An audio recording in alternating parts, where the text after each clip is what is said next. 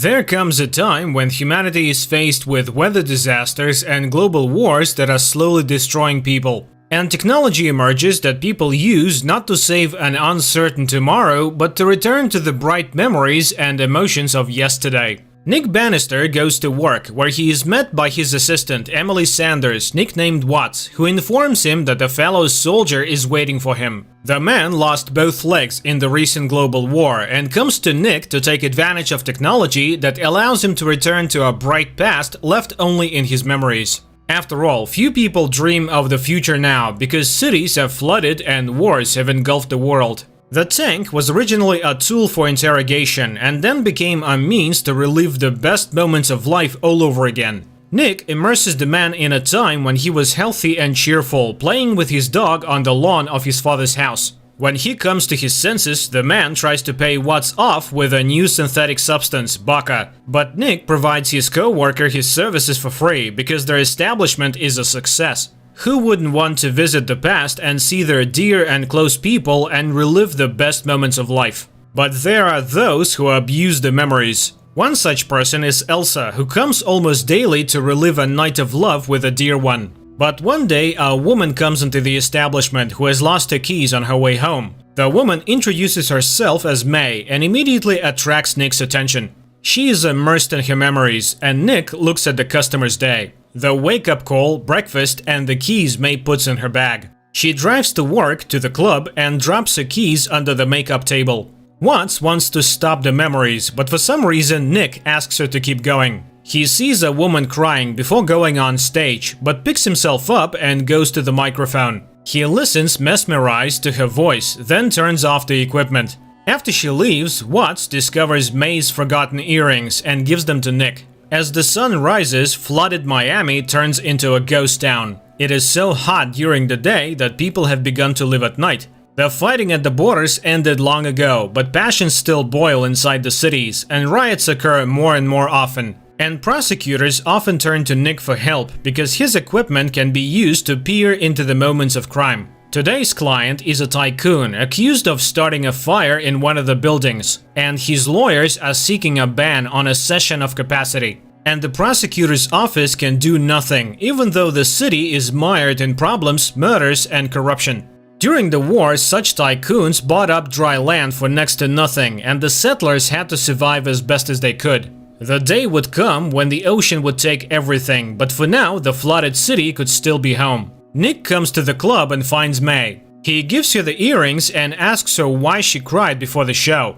The woman confesses that she always gets nervous before she goes on stage and offers to walk her out. A close relationship develops between May and Nick, but one day the woman disappears without a trace. Watts worries about her partner, who begins to constantly delve into his memories to figure out where and how to find May. The colleague tries to get the man to come back to his life, as their business begins to crack at the seams. New technology is emerging, clients are leaving. Even Elsa has disappeared somewhere and doesn't come for weeks, and he spends every day in the tank remembering May. He tries to forget her, but she won't come out of his mind. One day, he remembers sharing with her his terrible memories of people dying in the surging waves, and she sympathized and understood him. He goes around places where he might have known something about May, but he gets the impression that the woman never existed. And the more truth he learns about his beloved, the more he doubts that he ever knew her at all. He goes back again and again to the time when they were together. Once he noticed bruises on her arm, but she excused herself by working hard in high heels. He told her about the war and the trenches, and only now knows what true happiness is. One day he is roused from his dive by someone's insistent knocking, but while he's getting out of the tank, there is no one at the front door. Suddenly he sees something shiny under the water and picks up May's earring. Watts can't believe that the woman lost the jewelry today. Apparently it's been lying under the door for a long time. And now they need to get busy, because they've been summoned to interrogate a dealer named Holes who worked for Joe, the biggest supplier of baka.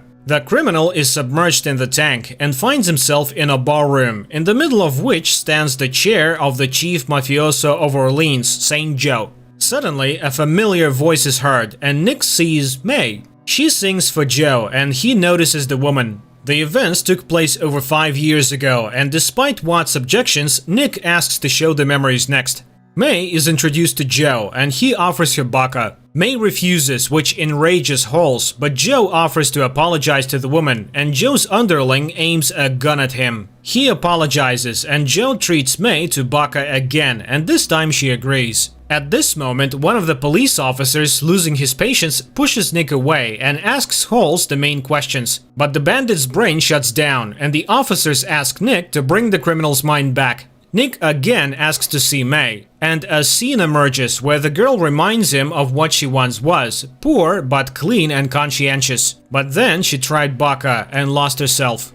Halls has no time to listen to her outpourings because Joe is waiting for him with the goods. But it's not in the safe because May has robbed her master. The last thing Halls remembers is May hitting him over the head. Watts is astonished. Didn't Nick know that his beloved was using substances? But he never noticed this weakness of hers, but now he knows where to find her. Nick goes to New Orleans, tormented by the thought that he didn't know the woman he loved at all. He comes to Joe, but he is greeted with distrust because he reeks of the military from a mile away. And Joe was once the one who was left to die in the tide by the military. He gives an order to drown Nick in the fish tank until he tells him the real reason for his visit. Nick confesses that he is looking for May, but this causes the merchant to laugh. Is it all because of this woman? He knows what she took from him, substances and money, but what did she want with Nick? The conversation with the bandit might have ended badly if Watts hadn't come to the rescue.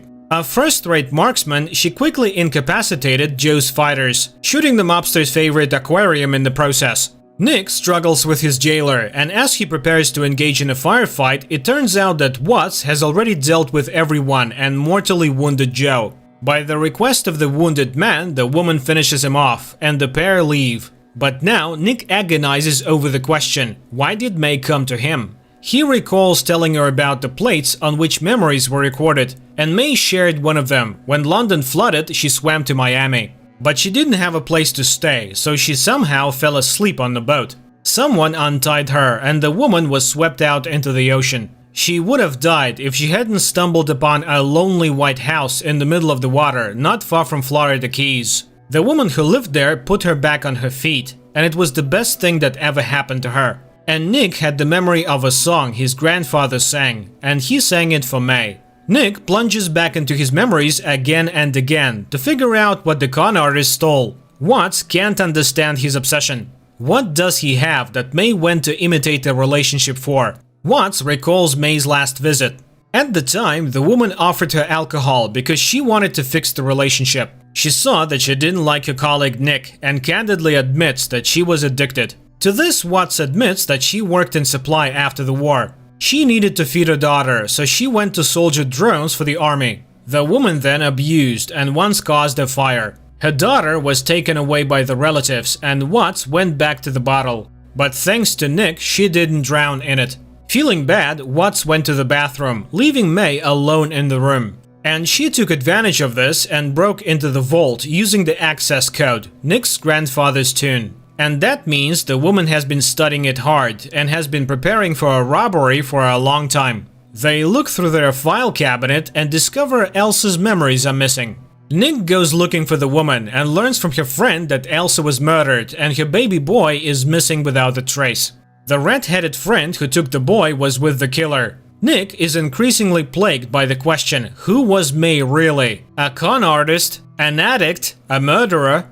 Nick checks all the clues that might lead to May, and one day he is attacked by a man who, after beating him, advises him to forget about May, as she did. Then he calls someone with the message that Nick won't bother them anymore. Watts manages to identify the attacker, a corrupt cop from Joe's entourage. They go to the prosecutor's office, but on the way they witness a disturbance. The land tycoon is dead, and the people who had hoped for relief learn that everything goes to the rich man's wife and son, and they have no intention of changing his policies. It turned out that Nick was acquainted with the rich man's wife, and seeing her reminded him of a clue that had long plagued his subconscious. The man from Elsa's memories was none other than the tycoon. And Watts finds data on the policeman named Booth who worked for the tycoon.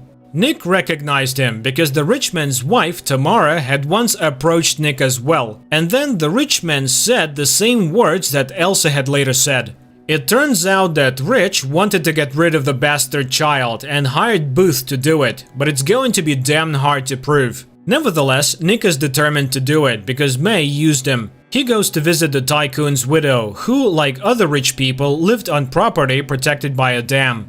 Nick is greeted by the butler and, without letting him explain who he is, hands him the hat and jacket that all the men in the house wear. Puzzled, Nick walks into a room styled like the store where Tamara once met her fiancé. He realizes that Tamara has lost her mind and everything around her is rigged for her reality. Nevertheless, he tries to talk to her and asks her to tell him where Booth is. Then he opens the mirrors and the woman, seeing her reflection, comes to her senses for a moment. She knows that her husband ordered her to kill her former mistress and child because he did not want to share the inheritance. At this moment, Tamara's son arrives and Nick is thrown out, and he avoids death only because the butler was also ex-military. After remembering Tamara's reservation about human scum, Nick goes down to the old factory where those who have no place in society gather. Seeing a woman who looks like May, he follows her and finds Booth, who taunts him. He and May are people from another world and he will never find her. Booth jumps out the window and Nick runs after him.